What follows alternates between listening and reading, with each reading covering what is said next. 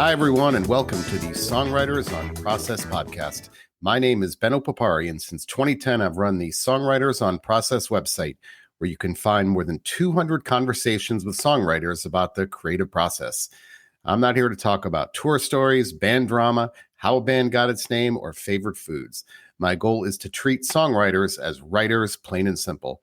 This is an intelligent conversation about the writing process between two writers. And today's Songwriters on Process interview is with Kathy Valentine of the Go-Go's. So you should know this, but the Go-Go's were inducted in 2021 into the Rock and Roll Hall of Fame. Long, and pathetically overdue. Really, to me, one of the great omissions. They should have been in it long ago. Their influence is wide, long-reaching, and why they were not in before this is beyond me. We did this interview in November 2020, right after her memoir, Kathy Valentine's memoir, All I Ever Wanted, came out. So this interview is not just about her as a songwriter, but really her as a memoir writer as well. And this is a fantastic memoir. If you haven't read it, pick it up. It is great. It's not just a great story, it's well written. And I actually, now that I'm doing this, I probably will reread it because it's that good. So you should definitely pick it up. Anyway, if you don't know the Go-Go's, and of course you should, they still to this day are the only all-female group to hit number one, in which the members wrote all of their own songs and played all their own instruments. So they were the first one to do it, and that was 1982 with Beauty and the Beat. And since then, no other band has done that again. So let me just repeat that. They are the only, to this day, the only all-female band to hit number one with an album in which they wrote all their own songs and played all their own instruments. So no co-writers, no session musicians, anything like that. Kathy Valentine wrote Vacation, Head Over Heels, and actually my favorite Go-Go song, We Don't Get Along, but the band was also known for songs like Our Lips Are Sealed and We Got the Beat. Really one of the most successful all-female bands of all time. I can't say enough great things about them. I grew up on the Go-Go's, and I remember when this came out. I mean, this was almost 40 years ago. I remember that even back then there was this backlash. Oh, they don't play their instruments, or they're not good musicians, and they don't write good songs, and they're simple, and all this kind of stuff. Really unfair. Well, it turns out that all of that stuff was wrong. They write great songs and great songwriters. But I just remember that backlash, especially because they were unique as an all-female band. And even as a kid, I remember thinking, wow, this is really messed up. I mean, they were just kind of criticized as for all of those things, obviously unfairly and incorrectly. But obviously, history has revised itself. And so anyway, I enjoyed this. We did this again November 2020. Just keep that in mind. If you do want to watch the video version, that's on the Songwriters on Process YouTube page. But with that, here's my interview with Kathy Valentine of the Go-Go's. Better if someone says, I need something in a day, in an hour, right? Well, with big expanses. It depends what it is. If it's for songwriting, I never really have deadlines for songwriting, so I'll just write. Sometimes I just get in the mood to write, and that's when I write songs. For prose, which I'm focusing a lot on now, it definitely helps to have a deadline. I enrolled in a class this year so that I would be sure to keep writing, because I do want to do a collection of short stories, and my book has a soundtrack to it because I was very interested in the intersection of storytelling between songs and prose, and I loved the process of writing songs that went along with the book. So it's just a field that not a field, but it's an endeavor that I don't see a lot of people doing, and it interests me a lot. So my next goal is probably to do a collection of literary short stories with accompanying soundtrack to each story. Has a track that kind of explores the theme of that story.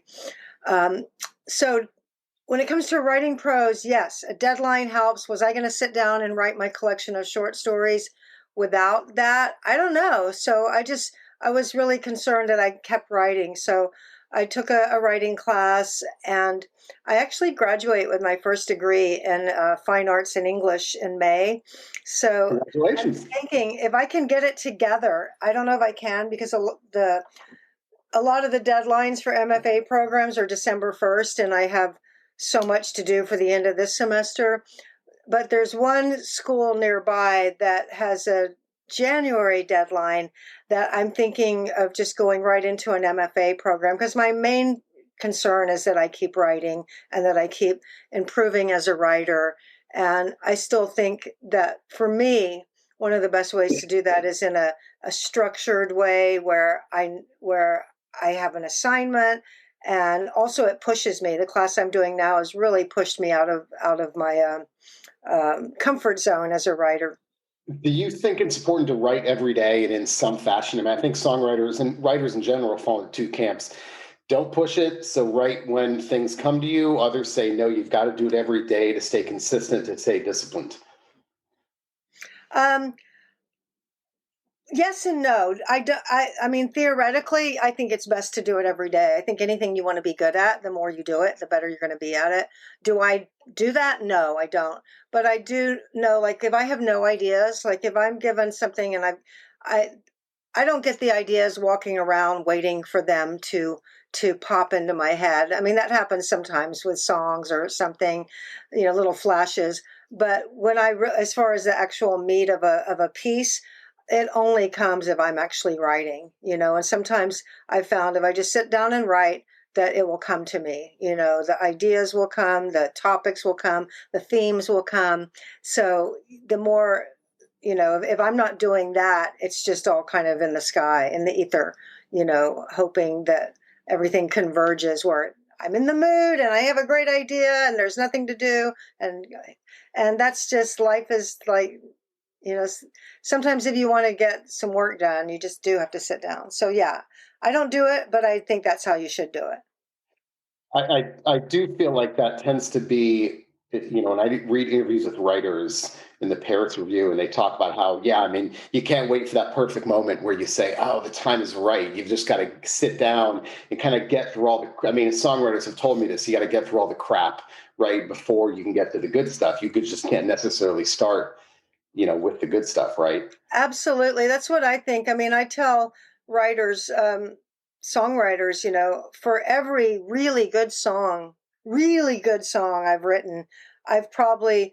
written maybe five that are good, but they're not really good. Like if it's not a good song, I'm not going to write. I'm not going to finish it. Yeah. If I'm not feeling fired up and excited about a song, or and even a story or an essay or something, sometimes it's just powering through, knowing that they're not all going to be great. They're not all going to be great. Now, some of them can get to great, with time and going back. But with a song, it can get a little like, maybe this just isn't a great song. Maybe it's just a good song, which is fine. A good song's fine. But you do have to write. You have to write the I don't want to say mediocre, because I'll stop even at mediocre. I'll just stop.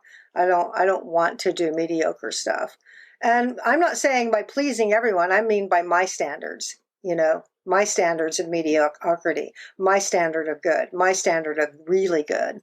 So that's who I'm aiming for. And I know when it's, but yeah, with stories, I think you just learn something, stories and essays, and you can shape an essay, you know, you can shape a story or an essay and make it, unless it's just a dog of an idea, in which case, I've never experienced that, but I've heard of writers like spending 2 years on something and then going, this is just not good.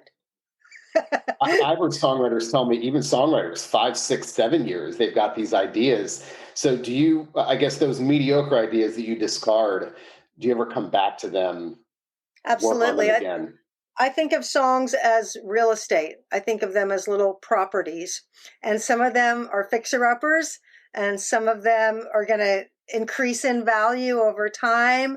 And some of them, need to be remodeled, and some of them need to be torn down and deconstructed, and maybe you just keep the foundation. So I know it's a weird analogy, but for me, it really, really works. And I actually have, I probably have about 2,000 voice memos on my phone that every now and then just go back. I'll just pick a month, like, okay, what do I have from 2014, and I'll just listen to all the little snippets. It might be me with a guitar playing something cool, or it might be me in my car humming a melody, or a line that I thought was good that I'm just repeating just to kind of remember it. So, and I'll go, oh wow. So I keep all that. But before I had voice memos, thank goodness, that makes it a lot easier. I still have to this day, cratefuls of spiral notebooks that hold. Going back to the beginning. I don't think I would go back and use ideas. Um, I kind of have enough trust and faith in myself to generate new stuff, so I don't really do that very often. But every now and then, I'll kind of go through and just see what's there and remember things. And the most fun is finding songs that I forgot that I'd written with somebody in the band, or an old roommate. Oh, I forgot I sat down with this person in 1983 and tried to write a song. So I'm glad I have all that. If I ever got to be really like well known, I would be. I would have an archive. I would have a cool archive. Oh, you mentioned going back to those old things, and it reminds me of something that Hemingway once said, that he could never write about Paris when he was in Paris. He could never write about Pamplona. When he was in Pamplona, he always needed distance from those things. And so, I guess, do you write well with distance, or is it better to be close to something and fresh, whether it's an emotion or a topic or anything like that?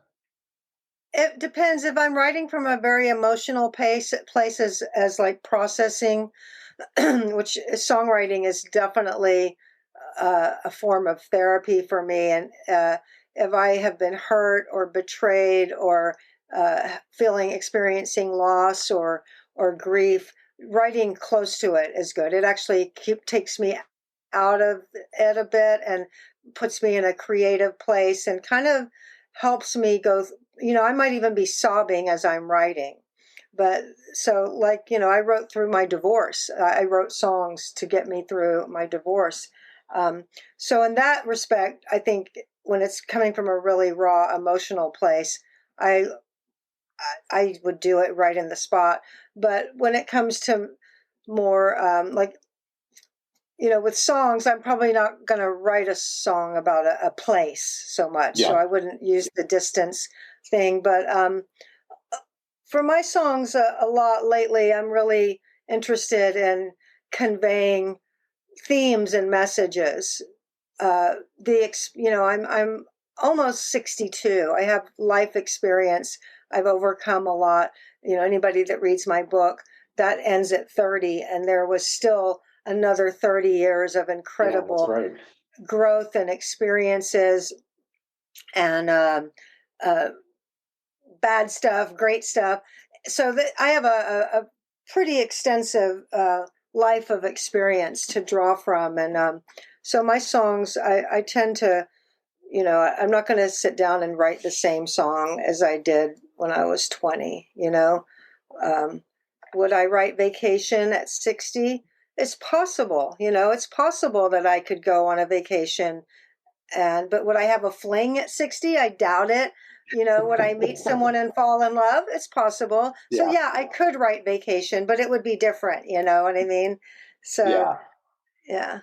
But that song was written, right after it happened. And it's, I believe, one of the reasons it has a resonance and a longevity and that classic feeling is because I think it's real. It's from the heart. It's not like I'm making something up and like imagining it. It was real.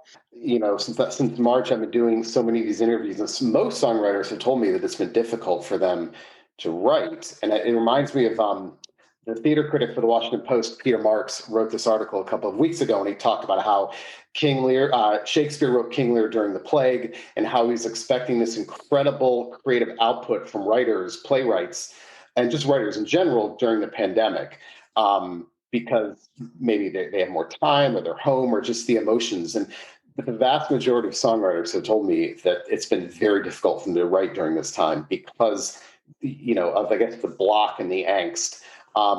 So is it easy? And, however much you've been writing since March in general, I guess, has it been easy, or is it easy in general to write during those really difficult periods like now? Well, my book came out March 30th, right as the Yeah. pandemic started, and I had to cancel a 25 city book tour that, I was very, very excited to do. So I was more concerned with how I was going to keep any kind of momentum and bring attention. So I was in very much for the first 3 months, really focused on promoting my book and doing as many interviews as I could. And I didn't write in that time, but because that I just wanted to focus on getting people to know about my book. Um, but after that, I signed up for I went back to school. So I'm in an environmental writing class, and it's been amazing. It's been life changing, and it's been like I was saying before, really pushing me out of my comfort zone. And I'm writing a story based in the future now, and I've never done anything like that. And I don't know if I'm good at it, but the important thing is that I'm trying, and that I'm learning what I'm learning. Like, okay, how would I start? How would I balance, summary and scene and something in third person based in I mean, I've never written anything like that. I have written Yeah. some short stories, but they're always, from my point of view, even though it's not autobiographical, I'll do it from first person. So I'm learning everything I do, and I do want to write more. I don't want to be a one book wonder. I don't want to just write one memoir. I want my goal at the beginning of deciding to start trying to publish was to be a literary writer, but I felt like, why would anybody, I didn't have um, that foundation laid. But a memoir kind of opens the door, because people that read my memoir, they see that it is have the potential, that it's written in a literary way. It's not just it's not like a journal. It's not a hit piece. It's not a you know uh, dig the dirt or whatever. It's behind I forget all the words. It's not there's it's a coming of age literary memoir that Yeah. happens to have rock and roll in it. So I felt like that opened the door. So I'm really interested in doing more of that. I have not, but I have not had problems writing. No, but writing the soundtrack to my book was just a phenomenal experience, and it really gave me, like, pretty much there's I have a way to go forward as a writer that really excites me. At my age, and with the Go-Go's very inactive, and with my band and Austin, not really being the kind of band that's going to work. We're not all like 23 years old working, get to the top of the charts or get on tour. We all have really full lives and businesses and families and pets and homes to keep up and all that. So that's not the kind. It's just like, we're musicians, we're good musicians, let's go play, we write good songs. So, and I don't want to be a solo artist. So what I'm getting to is that the Go-Go's don't work hardly. The Bluebonnets are fun, but is it going to be a career? I don't think so. I really don't want to be a solo artist. So what am I going to do? What excites me this is what I did, is writing prose, writing music that accompanies the prose. It excites me because, like I said, not every writer can do that. Not every Yeah. writer can write a book or write a collection of short stories and then go in and mine it and make music that accompanies it, that expands on it, that is obviously linked to it, but isn't just like a soundtrack with somebody reading over it. I mean, Right. it's music that is linked inextricably to the words. Let's talk about that ritual then, because I'm fascinated by the rituals of writers. Like I said, I read the Paris Review, and I'm always interested in ideal environments. So pick your, either talk about your book, the writing process strictly, or songwriting. It's up to you, and or what's your ideal writing environment, time of day, place, things you have to have with you to get your best writing done? I guess maybe let's talk about the memoir first. I mean, were you going for pages a day, time a day? What goals did you set along the way, as during that writing process? What was that ritual like for you? Well, I'm a big I'm into research. I like to gather some information. It kind of helps get me in the space of what I'm doing. It's like, okay, a project is about to happen, and I like to kind of gather an amount of information. So I did research a little bit. I read Mary Carr's book on writing memoir. I read some other things from what writers do, and the main thing I took from that was to create a space where you like to write. So I don't live in this house any longer. I moved 2 years ago, but when I started my book, I looked around at my house and I thought, where do I like to be the most? And there was a little area off of the kitchen that had a breakfast table. And it was kind of an open floor plan. So there was the living room, there was a bathroom, there was a kitchen, there was the front door. And I realized where I really liked to be was that breakfast area. So I got rid of the table. I sold it, and I put a desk in there, and I set up a computer, and that's where I really enjoyed writing my book.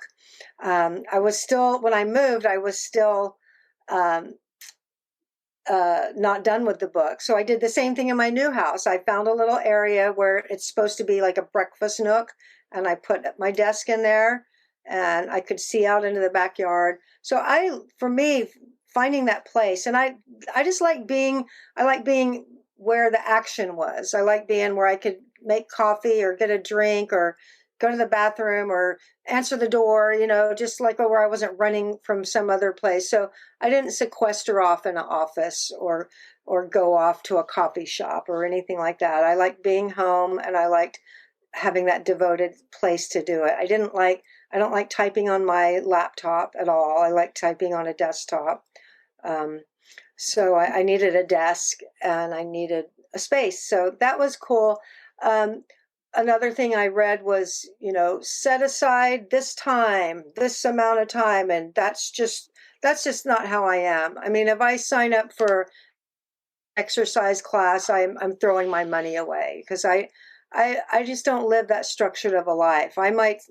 Sometimes I'm a night owl, and I might be up till 3 in the morning writing or doing something. So if I have this structure thing, I don't know if I'm going to wake up at 8, 7. I might wake up at 7 and go back to sleep at 9.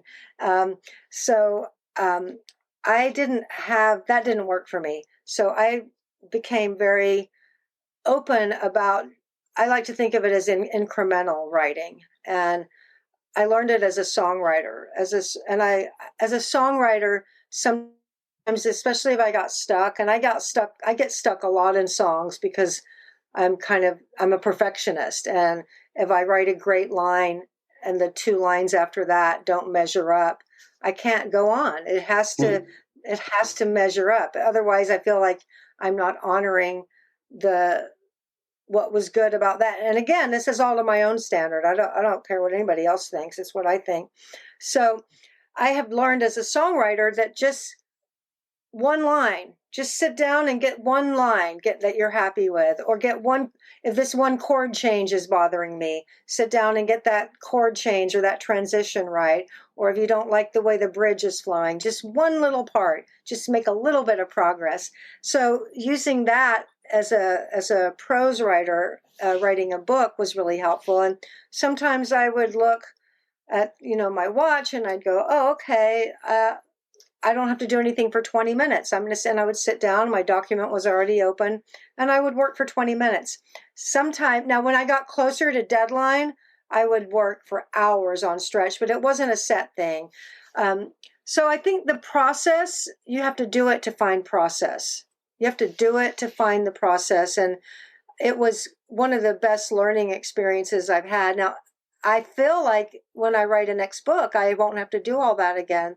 But other writers have said, oh no, each book you have to find the process again. It's like, so I don't know if that's true or not, but I struggled for months with perfectionism. That's that perfectionism that can work okay with a song, because a song is, it's 3 minutes long and it has a few verses and a chorus and a bridge. You have one page maybe, so you can kind of afford to be it. But with a freaking book, I mean, I sat down, I think I spent 6 months writing 3 chapters over and over and revising them, and and after about 6 months I was just like, this is not going to work. I'm never going to write this book if this is the way I'm going to do it.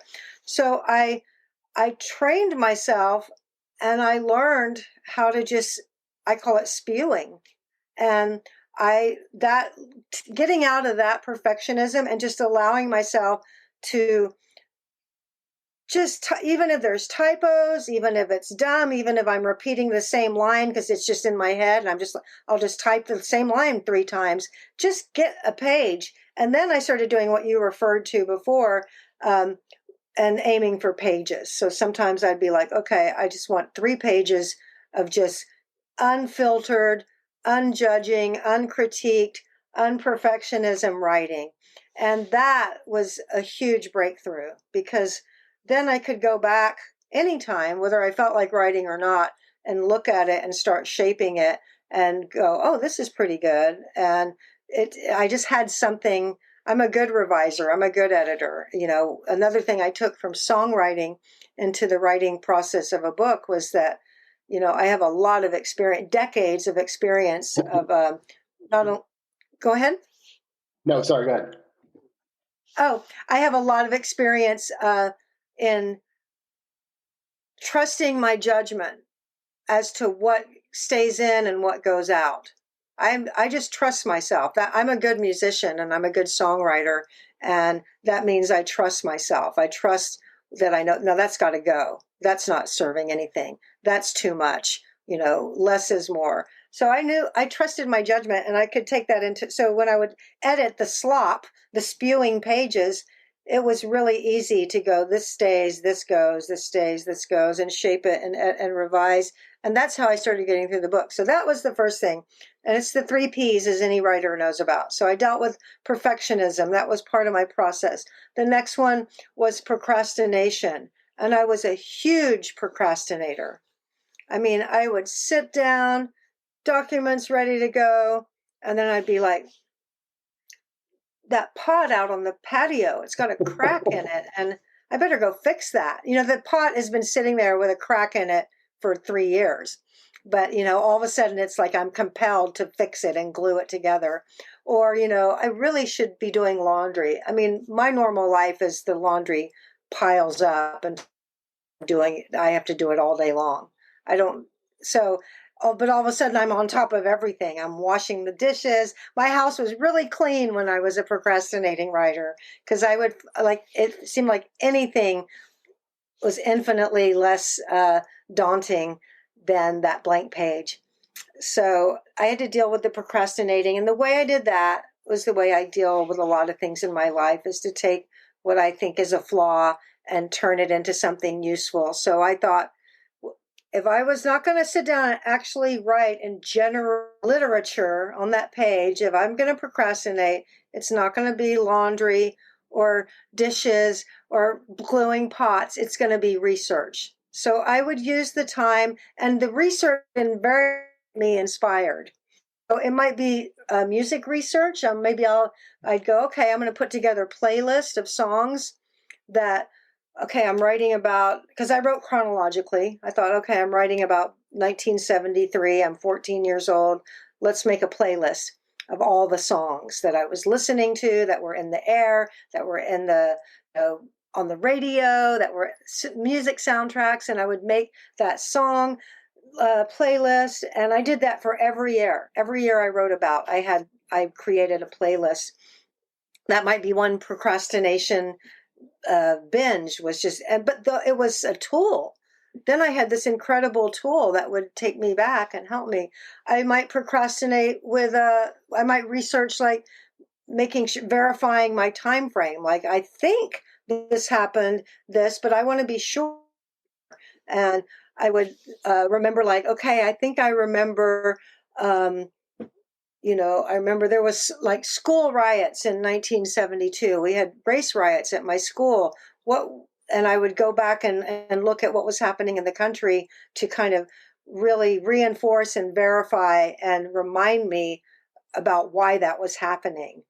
Or I remember like being obsessed with the mafia and Manson murders. And I would go back to that year. I'm like, oh, no wonder this was the year that The Godfather came out and that Helter Skelter came out. And so I would like research and give myself context and kind of, it was almost like syncing, how you want to sync your character in a setting and a place.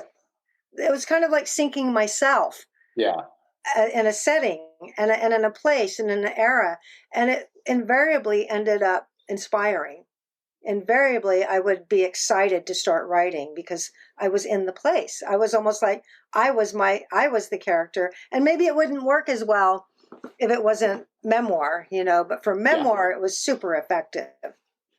Oh, the third P is paralysis. And I did have times of paralysis. I had times where I would not write for weeks. And I would get a little panicked. I think this isn't going to happen. Weeks would go by. And yet what I started seeing was that when I would sit down, and sometimes when a large stretch like that went by, I would think it's not going to happen. And I would feel paralyzed. But invariably, when I did sit down and write something, it would be really good. And I would look at it and go, if I had done this a week ago, it wouldn't have been this. Maybe, I would have written something else. And there's no way of knowing what it would have been, but I don't think it would have been this. So I started getting comfortable with that, even as long as I could honestly say, okay, this has been too long. This has been too long. I've got to do something. But I started not like beating myself over or being afraid that I was paralyzed for life. And at one point, I took 8 months off. I didn't write for 8 months. Wow. And that was because my dad came back into my life. A big part of my book was my non-relationship with my dad. And sure. I had this opportunity to know him and help him navigate a difficult surgery that ultimately ended up to him not living, but it was an 8-month process. And during that whole time, we established a very close relationship. So in a way, it was informing the writing. But I was really worried at the end of that, like, how am I going to go back to this book, And I considered not finishing. That I really did. And then the editor at University of Texas Press contacted me because they didn't want to read anything on the way, but the editor just wanted a finished draft. Yeah. And he sent me an email. He said, I know this happened with your dad and this and that, but you're X amount of time overdue for your deadline. And, when can you get us something? And I was just like, I had to like right then decide, am I going to do it? And I said, okay. And I had 3 months and I said, I will have a draft to you by January. Yeah. You talked about that place where you like to write, and I think a lot about, for me, it's confidence. There are certain places in the house that I tend to write better than others, and it's confidence. I mean, it's where the mojo is, right? Do you feel like there, and whether that's superstition or not, I don't know, but I do feel like there are certain places where the writing happens, others where it doesn't. And it sounds like that's the way it was with you. Like you had that certain place where, for whatever reason, it just tended to happen, right? Yeah, and it's been interesting in the pandemic because my daughter is remote learning and she's a high school senior, so she's taking a lot of AP classes and she needs that space to excel in school and to deal with a whole new way of being a student. So I kind of gave her the desk in the kitchen, which is my place, and I've tried to write more on my laptop and it is affecting me. I don't like seeing not the whole document. This is my little studio and I really should start trying to write in here because I need to do that. And I think just talking with you has made me realize that while she's in school for the rest of this year, that I need to make this not just my music room, but where I can write too. Yeah, I do. I feel like there are certain places that if I'm there, it's going to happen. And I actually write in one room and revise in another because Oh, really? I try to get as far away from the writing process as I can because the closer I am to the writing process, I'm more likely to miss stuff. So I write in one room and always revise in the other. Oh, Um, that's interesting. Yeah, yeah, and I think these rituals, it doesn't take long. I mean, I'm a ritualistic person to begin with. I will, eat the same protein bar for breakfast for like, 6 weeks and then go, I'm yeah. sick of this. And then I'll do something else. I mean, I'm really ritualistic. I don't know if it's part of my being an addict or alcoholic. I don't know if it's just my brain goes into these weird grooves. But yeah, so I could see that happening. I don't do that, but I could see it doing. If I did it a few times, it would be how I did it. Do you have revision tricks? I'm curious. I mean, I do things like read out, for when I write, read out loud, read backwards to catch grammatical errors, various things to kind of make the writing look different to me. What is your revision? What tricks do you have in that revision process? Like when you're revising your prose? That's a good question. I think I think just I think I kind of revised as I. It's like when I record a song, I'm kind of mixing as I go. I don't. I try to make sure I'm got the sound I want as I go, and I'm kind of doing things because I don't. I want to be halfway done when I finish, or more than halfway done. So I kind of revise as I go. It was finding that sweet place between perfectionism and then kind of also not letting something that I know isn't working very well. Now, if it's interrupting a flow, I'll sit with it. If I'm in a flow, which is, I wish I could say that's where I was at the time, but it's just not. Most of the time I'm just, getting stuff on the page. Yeah. But every now and then I would hit a flow where it was just coming out. And in that case, I wouldn't self edit or self revise as I went. Um, but generally, before writing, I would sit down and read. I would go back from what I'd written before just to kind of gather the context to see the flow. The flow was really important to me. Um, and I would just kind of read and did something seem awkward and I would just kind of fix it on, as I went. And I did do some reading out loud. I did some reading, not a lot, but I did some like that. And I found it a helpful thing to do. I always end with this. I mean, I find that songwriters are voracious readers, and since you're writing different genres as well, who do you like to read? Who are you reading now, and who are some of your favorite authors? Well, I think one of the reasons when I wanted to be a writer, I think one of the reasons I was afraid to be a writer and it led me to memoir, which is only this was that I I had that I had that perfectionist mindset and I thought there's no way am I going to be as good as this or that or this person or that. And if I'm not going to be as good as that, I don't want to do it. And yet with a memoir, it was like nobody could write that book as well as me. Nobody. Yeah. That was my story.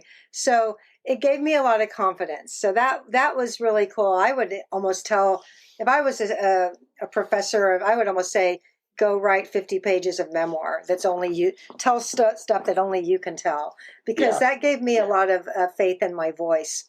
But so I was a big fan up until probably the last, I don't know, maybe 10 years, mostly of classic literature. So I'm like, that's my standard is like, Thomas Mann and Somerset Maugham and, just Dostoevsky. And I mean, I just loved